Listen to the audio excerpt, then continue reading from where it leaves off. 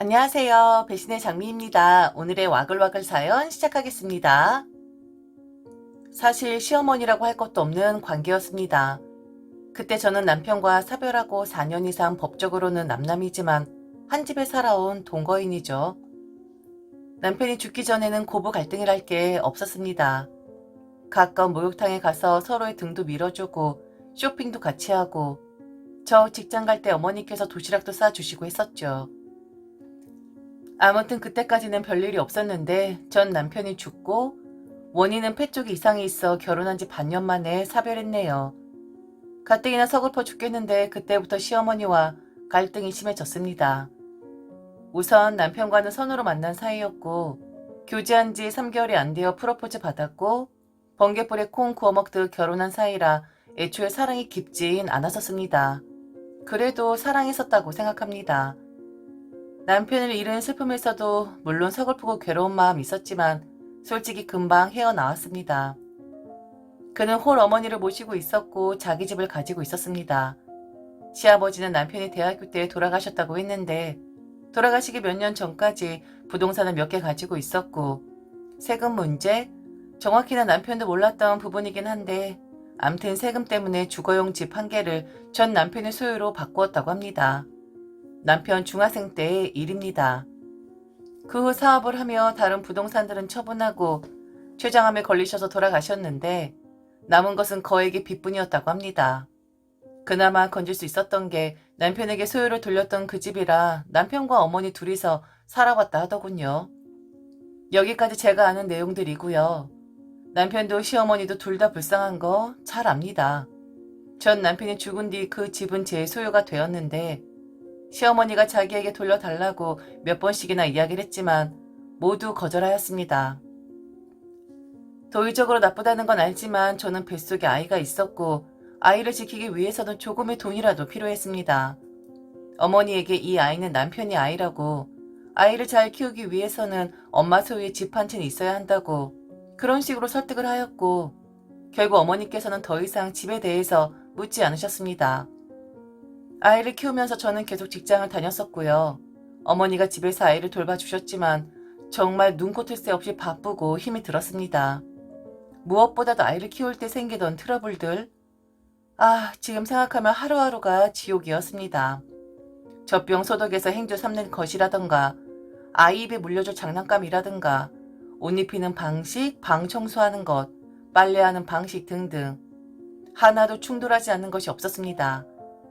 이 과정에서 어머님이 저에게 손찌검도 했었고 화가 머리끝까지 치민 저도 어머니를 밀쳤습니다. 서로 쌍방으로 그리했었던 거였죠. 이때 어머니가 못 살겠다고 집을 나가셨고 일주일이 안 되어 돌아오셔서 집을 내놓으라고 고래고래 소리를 지르셔서 경찰을 부르기도 했고 소를 제기할까 생각까지 할 정도로 심각하긴 했었는데 아무튼 젖먹이 아이와 여자 둘이서 살아가기엔 지옥이나 다름없었습니다. 집을 팔고 아이와 도망을 가버릴까 생각마저 몇 번 했는데 저의 안정적인 직장 문제가 걸리더군요. 시간이 지나며 그래도 서로의 생활에 어느 정도 익숙해지나 싶었습니다. 다시 문제가 생긴 건 아이가 좀 자라고 저도 늦게까지 일을 하거나 출장을 가는 일이 많아졌습니다. 어머니는 그것을 굉장히 못마땅해 하시고 제가 남자와 일을 하는 것에 대해 바람 핀다, 환양년 등등의 표현을 쓰셨습니다. 저는 아이 앞에서 그런 저속한 말을 쓰는 어머니와 다투게 되었고 어머니와 제가 싸울 때면 아이는 항상 다른 방에서 울먹이고 있다는 것을 알게 되었습니다. 그 와중에 저는 남자친구가 생기게 되었습니다. 그는 저보다 2살 많은 총각이었죠. 어려운 결정이었지만 남자친구에게 제 사정을 고백했습니다. 차일 위험도 있었지만 도의적으로 그게 맞는 거였으니까요. 그런데 그는 저를 따스하게 안아주었고 저의 사정을 이해해 주었습니다. 그래서 그와 행복하나 싶었는데 저희 휴대폰을 감시하시는 어머니로부터 맞아 이마를 꿰맸고 눈에 실핏줄이 터졌습니다. 아이는 자지러지게 울고 저는 급한 대로 병원에 갔습니다. 남자친구가 이 사실을 알고 흥분해서 어머니에게 심하게 따졌다고 합니다. 나중에 알게 된 건데 굉장히 입에 담기도 힘든 욕을 쓰셨고 그렇게 남자친구와 서로 옥신각신하던 어머니는 충격을 받아 가출을 했었고요. 닷새쯤 되어 어머님이 돌아오셨는데 웬일인지 그 전보다 상냥해지신 것 같았습니다. 그리고 육아에 대해서도 저의 뜻을 많이 따라주셔서 더 이상 충돌도 거의 없었고 저도 남자친구와 행복하게 교제하고 있었습니다. 뭐 이런 콩가루 같은 집안이 다 있나 싶겠지만 네, 이런 집구석도 있습니다. 암튼 저는 그 이후 아무 문제 없을 것이라 생각을 했어요. 그러다 남자친구에게 프로포즈를 받게 되었고 그는 제 아이를 자기 호적 위에 올리겠다고 했습니다. 시어머니는 길길이 날뛰며 반대하셨죠. 자신의 아들의 흔적을 다른 사람이 뺏어가려 한다며 저의 남자친구에 대해 입에 담기 힘든 요구를 했지요. 이들이 한 번꼴로 싸우게 되는 와중에 저는 어머니께서 수면제를 다량으로 샀다는 것을 알게 되었습니다. 하지만 방조했습니다. 저는 내심 어머니가 돌아가셨으면 하는 생각을 수도 없이 했었고 그렇게 해달라고 기도도 수백 번 드렸기에 아주 무서운 생각인 건 알지만 어머니께서 스스로 사라져 주신다면 하는 희망을 가졌던 것입니다. 수면제가 담긴 서랍을 조용히 닫고 행여 제 지문이 서랍에 묻지 않았을까 수건으로 몇 번씩이나 제가 만졌던 부분들을 닫고 조용히 기다렸습니다. 그러다 한날 어머니께서 술을 드시고는 차분히 저를 부르셨습니다. 하시는 말씀이 자기는 죽은 제 남편, 당신 아들을 말씀하시는 거죠. 그가 인생의 전부였다고, 홀 아들을 잃고 살아도 사는 것 같지가 않다고, 자기에게 남은 건 아무것도 없다고, 집도 내가 가져갔고 아이도 네 뜻대로 키우고 있고 너는 또 재혼을 하려 하지 않느냐면서 가족도 남지 않았고 자기가 가진 건 제 아이의 할머니라는 호칭뿐이랍니다. 아이를 보면 자기 아들을 보는 것 같다고 그런 식으로 한참 넋두리를 하셨고 저는 데이트가 있어 가보겠다고 말을 했습니다. 그때 어머니께서 웃으시며 한마디를 하셨죠. 당신 아들은 당신을 떠났지만 손자가 자기를 떠나도록 하진 않을 거라고. 뭐라고 하셨는지 정확히 기억은 안 나지만 저는 그 순간 그 말이 당신이 스스로 자신을 어찌할 때 내 아이를 데려갈 것이라는 뜻으로 받아들였습니다. 곧바로 집을 내놓았고 얼마 후 어머님에게 월세방을 하나 마련해 드리고 저희는 갈라졌습니다. 그게 2년 전이었네요. 어머니, 사실 지금 생각해보면 그 수면제는 아마도 밤에 깊이 잠들지 못하는 당신이 그저 수면을 위해 복용한 게 아니었나 하는 생각도 들고 손자가 자기를 떠나게 하지 않을 것이란 말은 아마도 제가 재혼을 해서 아이를 데리고 그 남자에게 갈 것을 걱정해 한 말이 아니었나 싶습니다. 아무튼 당신이 돌아가셨다는 소식을 들었고 저는 그 지옥 같은 시간들과 당신에게 느꼈던 연민들에 대한 기억 모두가 북받쳤습니다. 저는 그 남자와 잘 살고 있고 때때로 싸울 때가 있지만 완전한 가정을 이룬 것 같은 그 기분에 행복감을 느낍니다. 당신 덕분에 우리는 더욱 결속되었지만 당신을 내쫓은 그 시간 동안 전화 한 번, 찾아뵙지도 한 번, 아는 것에 대해 또 집 앞까지 찾아온 당신을 몇 번이고 매정히 뿌리친 것도 미안하게 생각합니다. 아무튼 그곳에선 평안하시고 당신 아들 만나셔서 행복해지셨으면 합니다. 한 가지 더 덧붙이자면 제가 당신을 이용했다는 말은 맞는 것 같습니다. 혼자 아이를 키울 수 없었기에 오갈 데 없는 당신을 받아준다는 명목으로 저는 제 일을 할 수 있었던 것 같습니다. 그리고 죄책감을 가지고 있기도 했습니다. 제가 당신의 모든 것을 다 빼앗아 간 것만 같은 미안함을 종종 느끼기도 했습니다. 하지만 당신과 얼굴을 마주할 때면 느껴지던 답답함에 속으로 당신을 저주해 왔습니다. 하지만 지금 생각하면 정말 그때 모든 다툼들이 우습네요. 사연자분이 글을 올린 뒤 댓글을 보고 다시 글을 올려주셨는데요. 뭐라 했을지 한번 들어볼까요? 생각들이 욕을 많이 먹었네요. 주위 사람들에게 이런 일이 있었다는 걸 말하기가 두려웠습니다. 어머니와 살면서 어머니 흉을 많이 보았기 때문에 주위 사람들은 오히려 절 불쌍하게 생각하는 상황인지라 솔직하게 모든 걸 말할 수 없었어요. 그래서 쌓이고 쌓인 것을 여기다 풀어내니 마음은 조금 편안해지네요. 욕은 많이 먹었지만 또 누가 알아볼까 많이 겁나지만요. 월세방을 얻어준 것에 대해 비난을 많이 하셨는데 월세비는 제가 전액 자동 이체로 매달 보내드렸습니다. 월세 보증금 1,000과 다달이 들어가는 60만 원이 제가 해줄 수 있는 한계였던 것 같습니다. 어머니 생활비도 드려야 했던 건 압니다. 하지만 솔직하게 말하자면 그것까지는 생각을 하고 싶지 않았습니다. 왜냐하면 그 당시 어머니와의 감정의 골이 너무나 깊었고 어머니도 마찬가지였겠지만 저도 어머니 그림자만 봐도 치가 떨렸습니다. 성대한 결혼식을 마치고 저는 또 다른 시어머니를 만나게 되었습니다.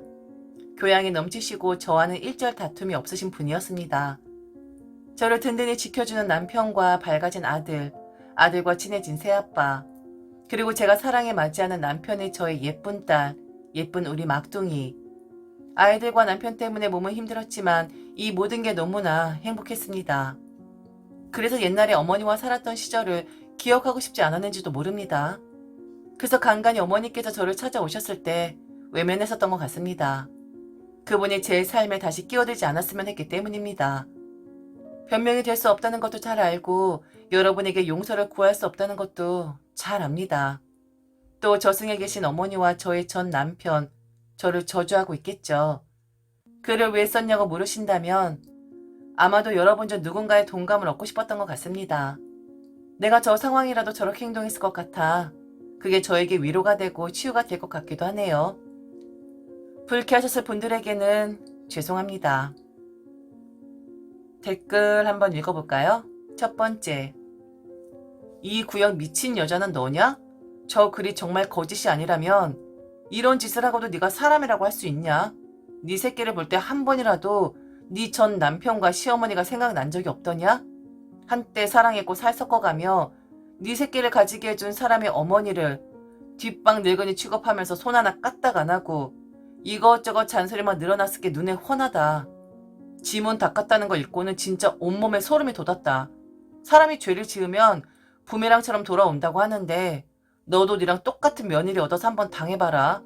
이런 여자 좋다고 재혼한 남자나 이런 엄마 밑에서 보고 자랐을 네 새끼도 안 봐도 눈에 훤하다.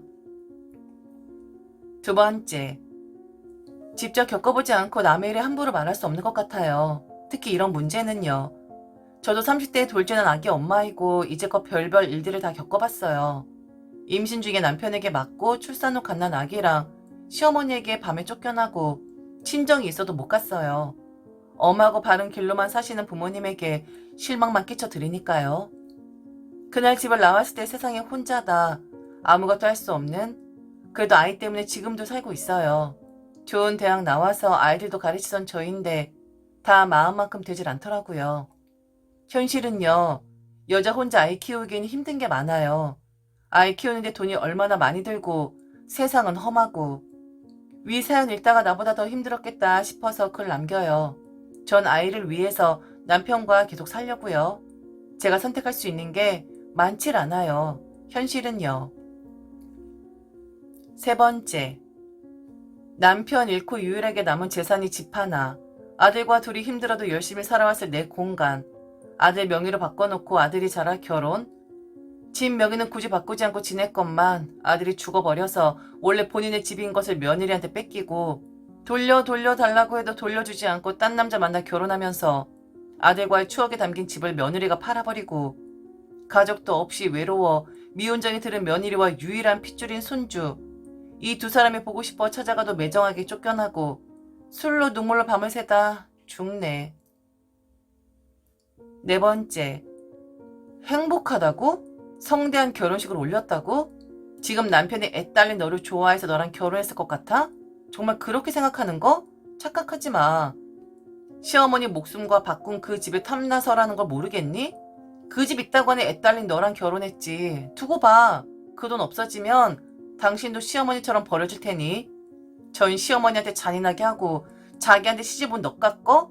뭐가 좋다고 이뻐하겠니? 널 받아준 놈도 네가 시어머니한테 그랬던 것처럼 널 버릴 거야. 못된 년한텐 못된 놈이 붙거든? 세상 이치가 그렇다는 걸 곧 알게 될 테야. 댓글들 잘 살펴보았고 사연도 잘 보았습니다. 저는 읽어 내려가면서 너무 끔찍한 사연이다라고 느꼈어요. 읽은 채 입을 닫고 싶을 정도로요. 어떤 반응을 보여야 할지 모르겠습니다. 저도 며느리고 시어머니 좋을 때보단 불편할 때가 더 많긴 합니다. 그런데 이런 사연을 가지고 이런 글을 써내려고 한 며느리? 솔직히 저는 당신이 무섭네요. 며느리 시어머니 이런 건 둘째치고 사람이라면 이럴 순 없을 것 같은데 제가 너무 어마어마한 글을 읽은 것 같아서 무섭습니다. 듣고 싶습니다. 여러분들은 어찌 생각하시나요? 지금 무서워하고 있는 제가 이상한 건가요? 들려주시겠어요? 귀 기울이겠습니다. 지금까지 들어줘서 진심으로 감사합니다. 이상 배신의 장미 와글와글 사연이었습니다.